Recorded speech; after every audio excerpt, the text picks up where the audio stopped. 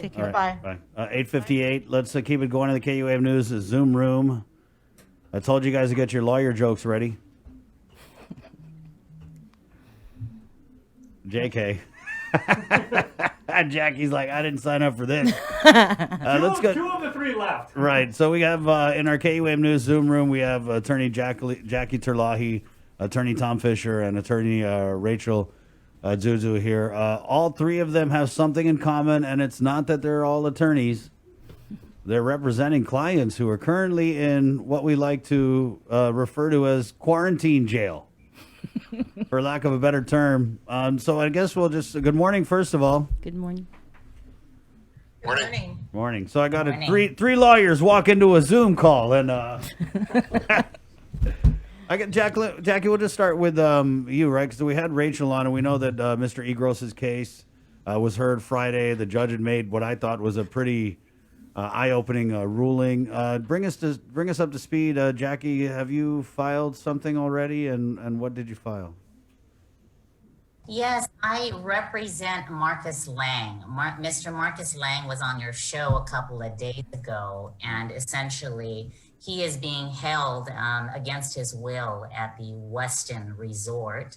Not bad digs for, a prison cell, but not basically comporting with our constitutional requirements. So currently he is residing there. He's been there now about 10 days since September 8th, and he's essentially been asking for some help. You saw him, he appeared on your radio show. I think he gave some interviews with a couple of other media outlets. And basically he told them, hey, can someone help me out? I don't even know why I'm here. And if someone can explain to me why it is that the Westin is charging me on a daily basis to be here when I have a home down in Assen. He is a resident of Guam. He is not military personnel. He's not subject to their authority.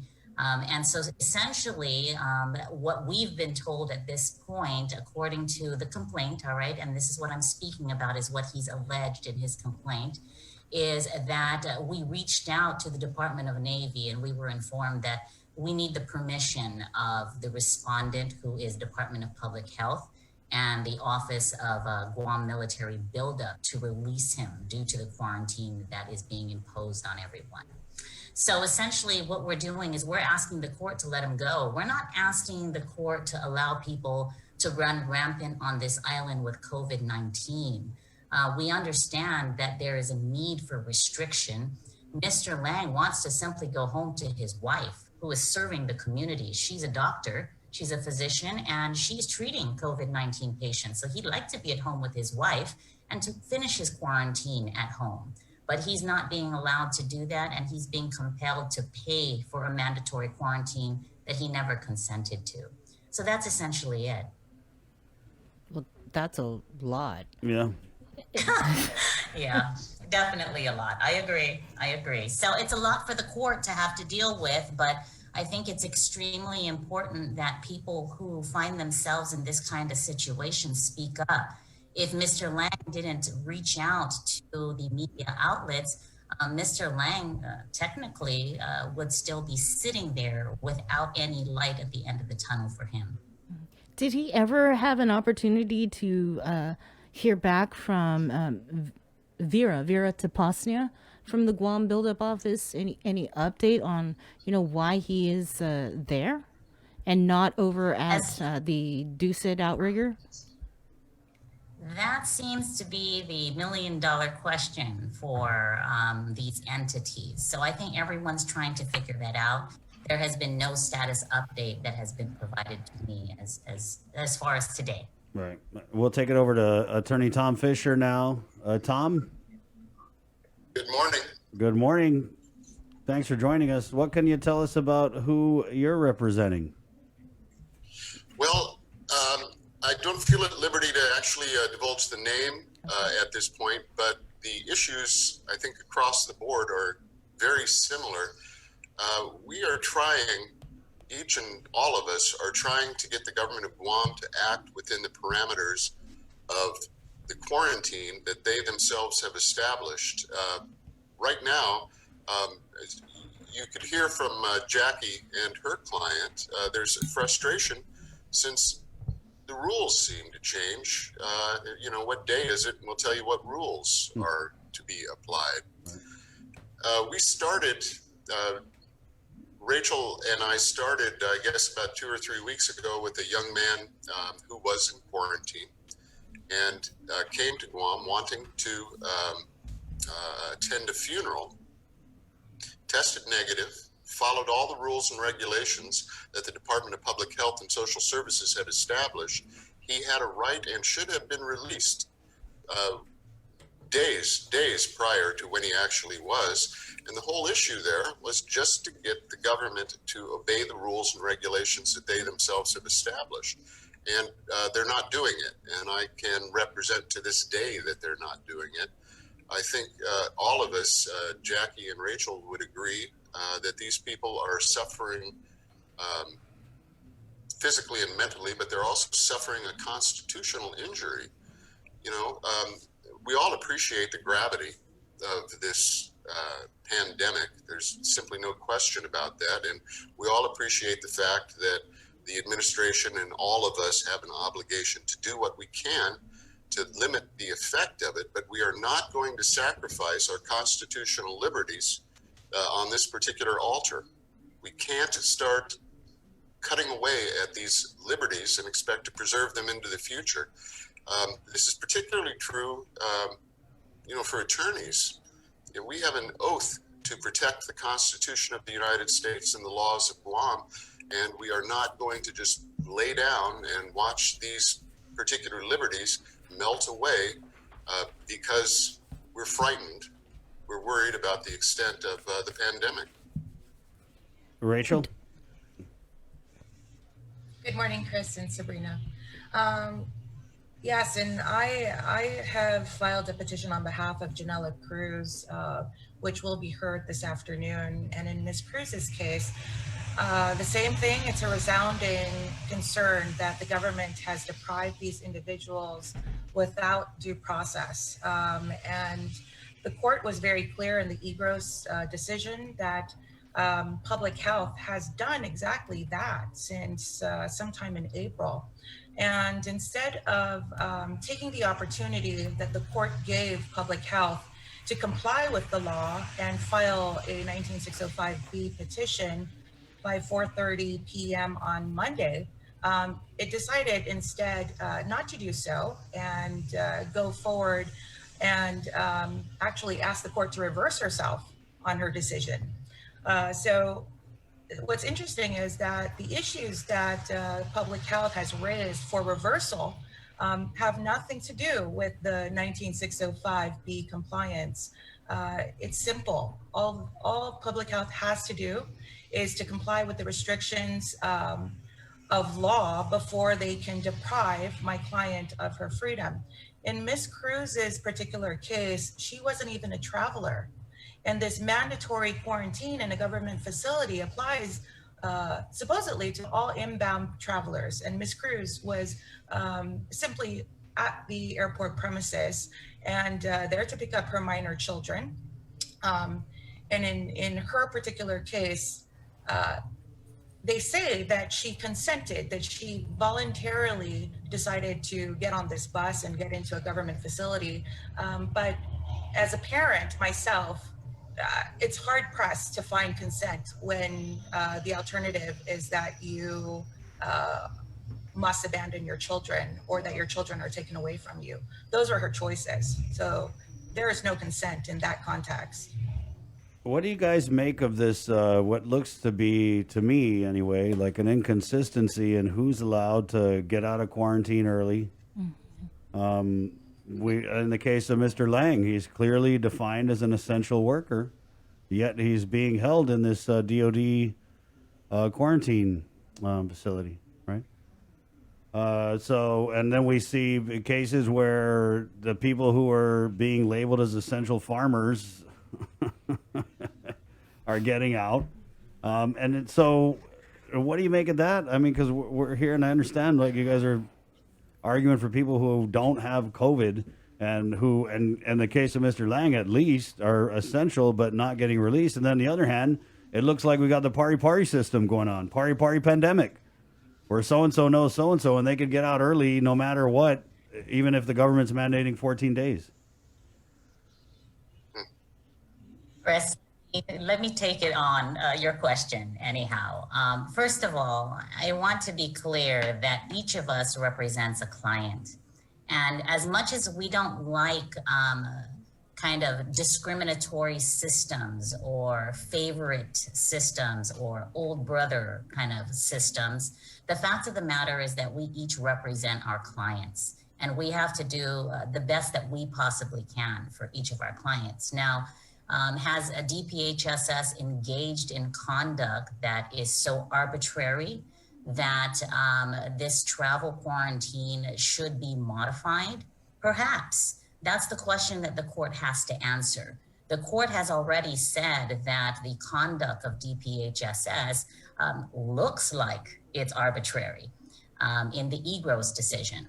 And so now that the court is faced with new cases dealing with arbitrary action, perhaps the court has the opportunity and the responsibility to address the constitutional issues. And it is quite interesting. In fact, today is, it's ironic. Today is Constitution Day, and here we are asking the court to hear us on cases involving constitutional issues. As my two colleagues have set forth already, that what we're here about is constitutional principles about our civil liberties. We cannot forfeit those rights out of fear. And the longer we stay in fear, the harder it becomes to recognize that we have rights. And in this instance, we still have rights, and the court is the body to make that determination. We can talk about this till we're all crazy and out of breath. I'm sure we could, but the fact of the matter is that the court has to make a determination, and whether or not that determination is to lift the mandatory quarantine, I don't think any of us are here to say that the people of Guam should be irresponsible. I know from my perspective on behalf of Mr. Lang that I'm extremely concerned that Mr. Lang, who is a negative tester, he's a multiple negative tester, he is being held against his will, he's being forced to pay for his quarantine, he is being held at the Westin, and yet the public health admits that they've got more than 1,300 positive people walking around this island without any isolation protocols in place. So I think that's where we need to be concerned is, are we focusing our attention too much on the travelers when really we should be focusing our time, attention, and our funding towards really containing this virus to the actual spread of the disease. And Chris ran away from us. He ran. He thought, I don't want to talk to this woman. I slid over. When is your hearings, Jackie and Tom? My hearing is set for today. We have a scheduling hearing set for today at 1:30. I don't know if Tom's hearing is at that time too. Mm-hmm. Yeah, I'm not, I expect that we'll hear today when that particular hearing will be set. I'd like to just, I guess, reiterate what Jackie has said, that we cannot sacrifice civil liberties in the face of this pandemic. It's, the lawyers just love to use this phrase, a slippery slope. Well, this one is extremely slippery. It's icy. If we allow ourselves to just give up civil liberty because we are afraid, well, it's hard to say where that's going to end. Mm-hmm. And what I think, Rachel Tamenyawa-Zuzu's case involving, and of course she'll speak to it, but the idea that the government takes a person who otherwise should not be in quarantine, loads them into a bus, and then puts them in quarantine is alarming. You get this idea of minivans going around the streets at night, just picking people up. It's just, it's an outrage. And, I'd let Rachel speak more to that, but just not as a lawyer, as a citizen, I find that particularly alarming. Right. Exactly, Tom, and that's why we continue to fight this this battle.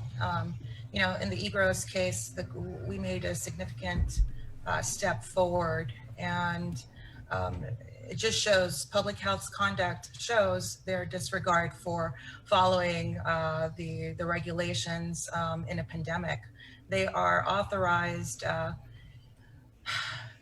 and given deference to make decisions on how to respond in a pandemic. And 6 months later, instead of coming up with a more consistent and dependable procedure, they have now gone beyond and you know, intentionally failed to comply with the court's order on Monday and have gone beyond in their actions and now resort to taking citizens off, you know, from their own persons and putting them into this quarantine without rhyme or reason. This citizen that I represent was not a traveler, so this mandatory quarantine for travelers, clearly public health has gone beyond the scope of even their written directive. I wanted to ask about this.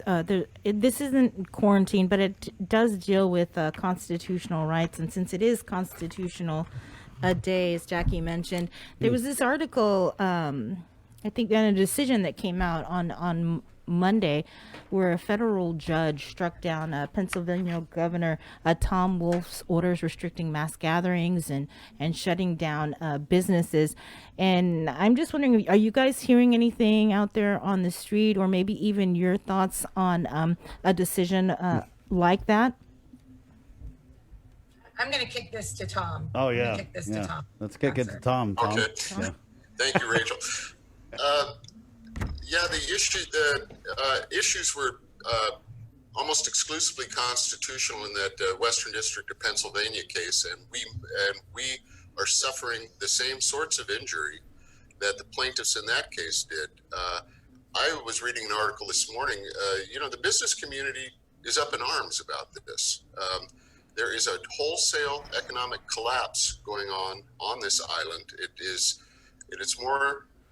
It's not exclusively about money. It is, of course, about people's livelihoods, but you know, people are investing their lives into their businesses and they're being ruined. And it's difficult to understand why this universal shutdown of what is characterized as non-essential businesses, why this universal shutdown continues. I mean, if you think about it, you can still, you know, if you want to, you can still walk into Home Depot, and Home Depot is probably going to make you wash your hands and keep social distancing.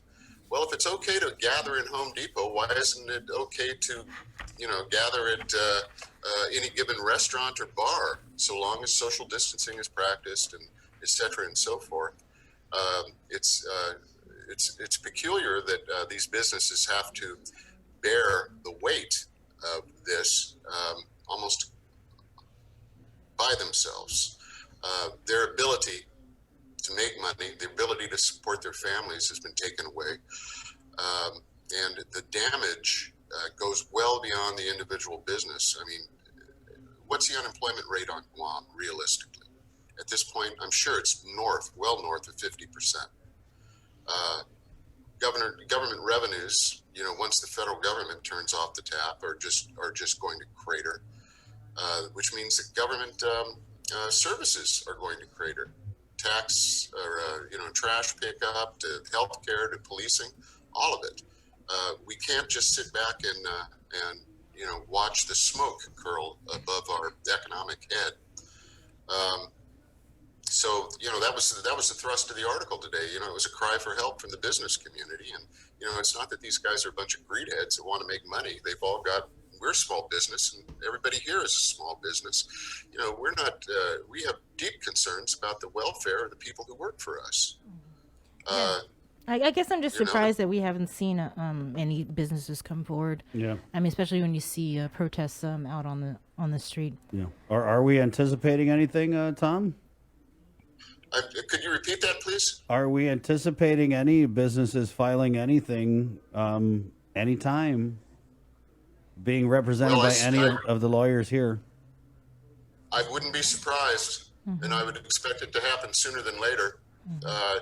You know, there's multi levels to this emergency, You know, and Go ahead. go ahead. No, I'm sorry. Go ahead. Oh, well, there's multi levels to this emergency, and we have to address them in all fronts. We've got to get the economy opened, and we have to do it safely. You know, I'm not one of these people who discount the seriousness of the disease, or say you shouldn't be wearing masks, or any of that nonsense. We have a mutual responsibility to one another to make sure that we're all healthy. Part of being healthy is able to have a running, vibrant economy. And it's not happening right now. We've got to get the economy open. Jackie, maybe, and if you could put on your Guam bar hat. I mean, I don't want you to get hat hair, but we had just had a question about bankruptcy filings. Are we seeing tracking an increase or hearing anything? Well, the Guam Bar Association is starting a bankruptcy series to essentially to create a larger bankruptcy bar in anticipation of closing of businesses. I mean, kind of as the Guam Bar president, with the assistance with the courts, we can't just sit by and pretend as if we don't notice there are tons of businesses shutting down and the effects that's going to have on our economy and on our court system. And so the thing is, we've launched this series specifically for the purpose of ensuring that there are adequately and competently trained lawyers to provide the bankruptcy service. There's not that many lawyers on this island. There are 300 lawyers on our island. 100 of them are in government service. Another 100 of them don't even live here. So in the end, you have maybe 100 plus lawyers who are there to help your legal needs. Well, you were asking, are there cases in the works? I don't know. There's 100 lawyers. And I sure hope that people are seeking legal advice as to the impact that COVID-19 has had, not only on their business, but in their personal lives, because there are lots of areas where we have to be concerned. So since I'm wearing my Guam Bar hat and we're talking about constitutional law issues, I'll tell you, one of the things that I'm watching very closely on the news is what's happening with our freedom of religion, the freedom to gather and to practice our sacraments. I'm a Catholic. I'm very concerned that I can't go inside my church and worship. Why can't I go inside the church and worship when I can go to the Home Depot, as Tom said? I can gather there, and I can gather there safely by wearing my mask. Why can't I do the same inside of my church?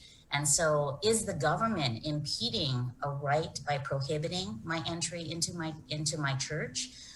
This is a constitutional question. Right. Same thing, gatherings. I really like the beach. And I can't go to the beach. And my husband told me, but honey, you're going to go to jail if you get in the water. He said, you can walk on the beach to exercise, but if you get in the water, you're risking a misdemeanor. And I said, well, you mean if I'm standing on the beach, it's okay, but if I get in the water, it's not? I don't understand the difference, right? And I'm a lawyer, right? So that's the thing is, as lawyers, we have to assess the situations, not only for ourselves personally, but we've got to do it for our clients as well. Right. And that's why when you talk about the Constitution, you talk about the issues that we're facing on this island, the decisions that are being made, I really need us to be aware, okay, Guam Bar hat, aware that there is the Constitution. And the Constitution does in fact apply to us. It's applied to us through the Organic Act of Guam. And so if you know the history of Guam, the Organic Act of Guam is the statutory basis in which we became citizens of the United States. And so as a citizen of the United States, I would hope that there is someone out there who is willing to protect my right, my constitutional right as a citizen. Very interesting. I'm sorry, Rachel, go ahead. Oh, I was just going to say that as to the businesses, since Monday, my office has fielded several calls. So the businesses out there are wanting to go forward and wanting to protect their constitutional right as well to their property and to be able to run and operate their businesses safely. So I can at least confirm that for you too. Tom? Well, I was just going to follow up on what Jackie was saying, and particularly about the right to assemble and practice a substantial right, which is to worship. And an individual and individuals who want to meet together to express a religious belief is specifically protected by the Constitution. If we prohibit that, then we are saying that the First Amendment is just kind of a fair weather amendment. So long as things are going good, we'll follow it. But if we hit a bit of rough weather, then we're going to ignore the First Amendment, or we're going to put it in a special place and bring it out when it's convenient. That is not the way the Constitution is meant to be applied, or was ever meant to be applied. We talk about these rights guaranteed under the Constitution. The Constitution, it's a manual, but the first 11 amendments restrict the right of government to act. These are not, awards. It's not the monarch telling us, okay, you can speak. We are telling the monarch to, keep his nose out of our business when we want to worship, when we want to gather and assemble to protest. Those are fundamental rights, and if we cannot begin to sacrifice those just because we have a pandemic going on. Just riddle me this, guys. So, what do you say to those folks? God, and I don't think "devil's advocate's" the right term when we're talking about churches, but when we saw the churches kind of reopen, right? We heard from the priests that people still didn't want to come out. I'm not saying that makes it okay because we flipped open the cathedral doors. Jackie Terlai is going to be the only one showing up for mass. But I mean, how do you kind of? Because I get it, I get the constitutional rights, but at the same time, I think if we did, like, let's say someone took someone to court and it ruled in your favor, and they said throw open the church doors, I'm not convinced that we would see the flock gathering at the church because of the public health concerns. It doesn't matter whether 1 or 1,000 come in. If one person wants to come into that church, that is sufficient. It doesn't matter the number. If no one wants to come in, it doesn't matter. So long as that right is respected.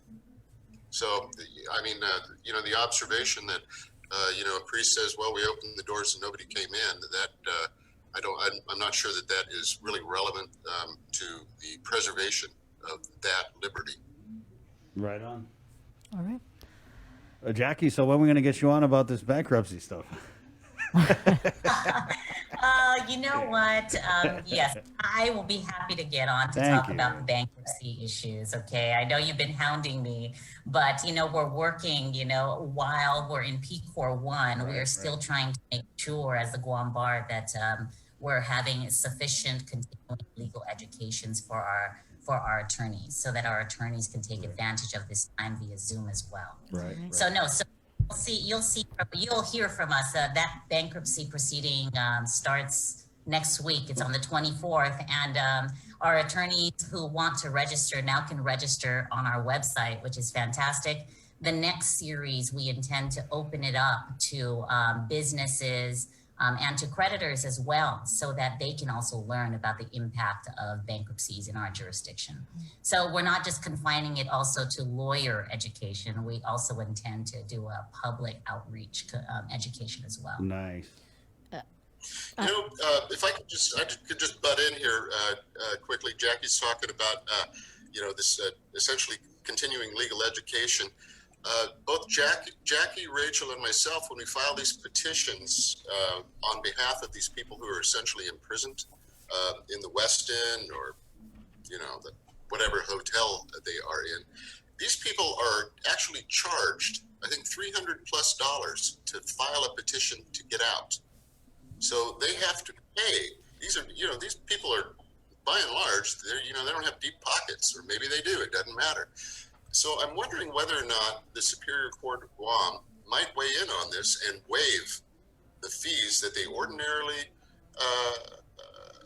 require an individual to pay just to get in front of a judge.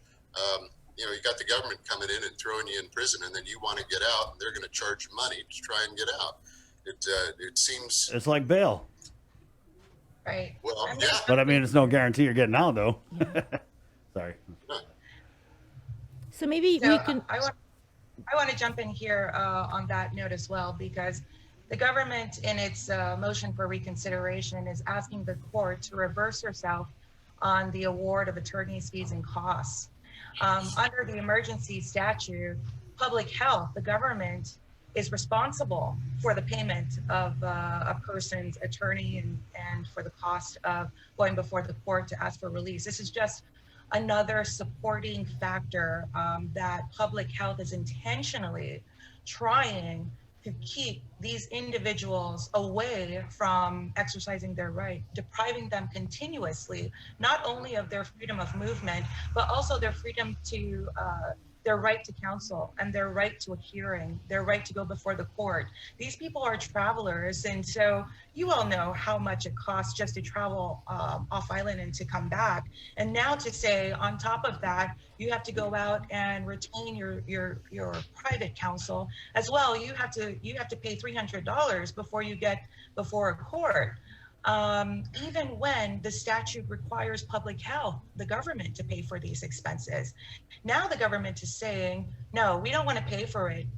If you get your own counsel, then why should we pay for this? Why? Because the court requires it.